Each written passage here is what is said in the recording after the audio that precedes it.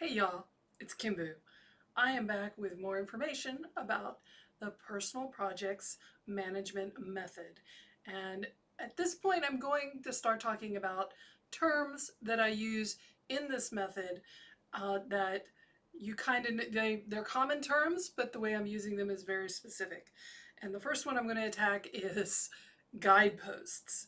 And I get the most questions over what is a guidepost and how do I decide what my guideposts are, and is this thing a guidepost or another guidepost? To be perfectly honest, one of the advantages of the PPM method is that it's so flexible, it's so fluid, you can come up with a lot of these definitions for what is a guidepost for yourself. It is completely up in the air. The unfortunate part of that, of course, is there's no guidelines for it, so how are you supposed to know what you're supposed to do? It's really not too difficult. I think if you really sit down and think about some of the most important things in your life, you're going to easily see what your guideposts are. Of course, the most common that people talk about are their businesses. They have a umbrella business and they have other projects that are under that guidepost, or like me, they've taken two aspects of a business, in my case being a professional author, and I have two pen names, Casey York and Cooper West, that are so different, have such different demographics, that even though they both are basically constitute the same things. You have to write the book, you have to edit the book, you have to publish the book, you have to advertise the book, you have to send out emails to your readers and your audience who signed up for newsletters. But the demographics are so different that to me they constitute two entirely different business strands. So those are two of my guideposts. They could easily be one.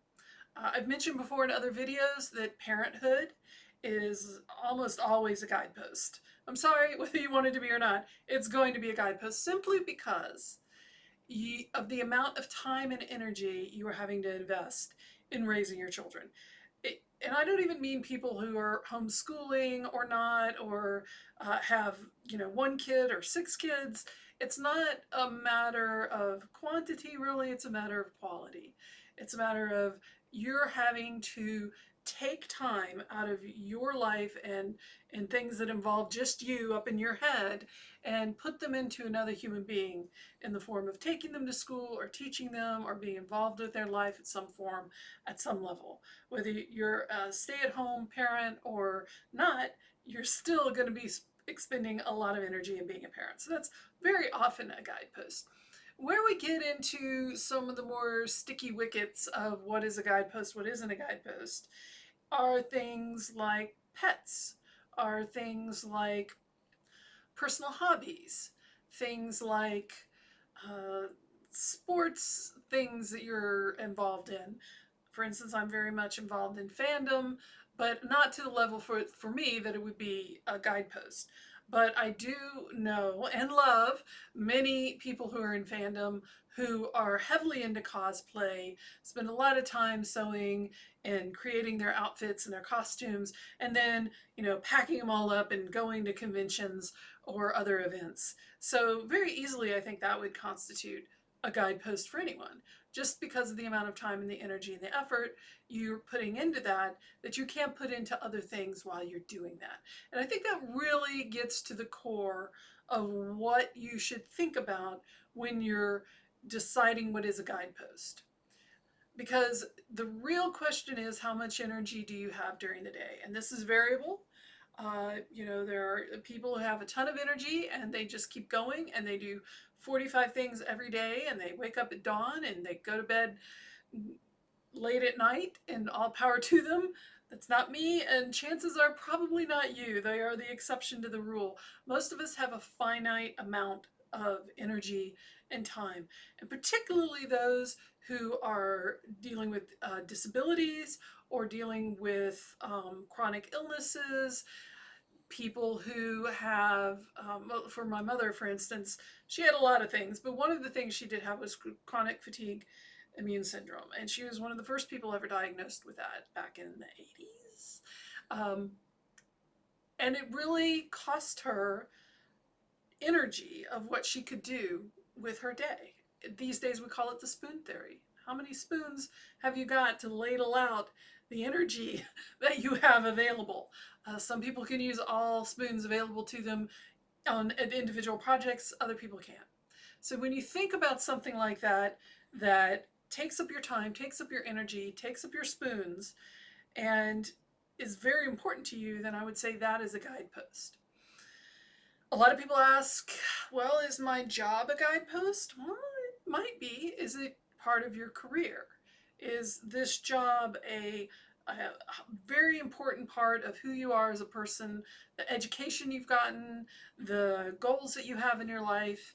You know, I worked in higher education and I worked with people who really their goal was to become, a dean of a department or a vice president of a university or college. And so, yes, their job was a guidepost because that was their career.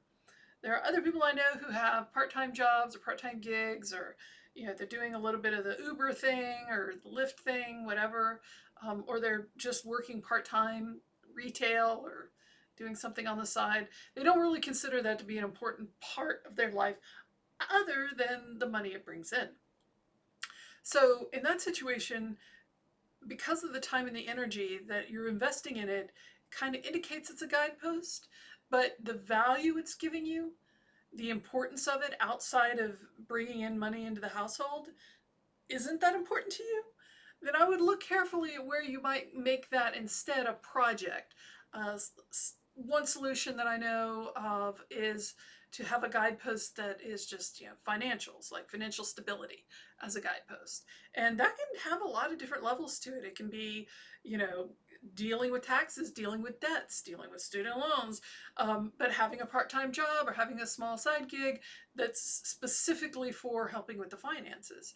If that is you, then you might consider, where does this job fit into other guideposts that I have for myself that are actually more important than just the job itself? Again, what is a guidepost? Entirely up to you.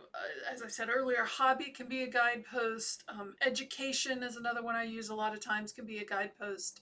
If you're going back to get a degree, or if you are seeking certification or attending a trade school, these are things that take up chunks of your life that are important to you and that you need to factor into your schedule and your day and your energy and your time in a way that you can make sure that you accomplish the goal you've set out for yourself. That said, there are sometimes very important things in our lives that are not guideposts.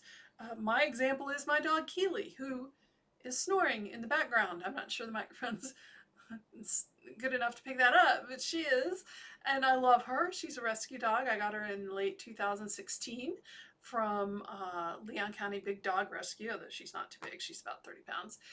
And I just love her. I mean, she's so important to me, so important to me. We think she's about 14 years old now. I don't know how much longer I've got with her, and every minute that she sits snoring in the background is precious to me. But she's not a guidepost. She requires, care and feeding and visits to the vet. And she even had a health scare in 2019 that was terrifying for me. And she ended up staying at the vet for almost a week. At a vet specialist vet, it was thousands of dollars. It was very important to me, but it still didn't make her a guidepost. Maybe for a week she was a guidepost, because my entire life revolved around her trying to get well. But as a rule, as a thing in the rest of my life, she's not a guidepost. She's very important to me. I love her. But the time and the energy that she takes up is not significant enough to warrant being a guidepost. If I, for some reason, decided to maybe start training her for agility, I use this example in the book, then maybe she might become a guidepost. If you have dogs that you are, if you have purebreds that you're breeding, either for sale or to enter into competitions, definitely a guidepost.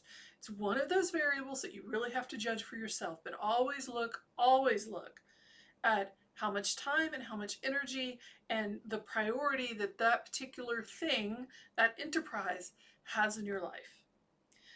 I'm more than happy to take questions. If people want to send me examples of things they're not sure may or may not be a guidepost, please feel free to email me, contact me through the YouTube channel or through my website, and just let me know. Happy to answer questions on that. I'm going to be answering some more questions about different terms that we're using, such as projects and programs. So those are other vids. Look for them, and they'll help you get clear, I think, on what exactly you need to do to implement the PPM method. So thank you for joining me on this journey, and I'll see you next time. Bye, y'all.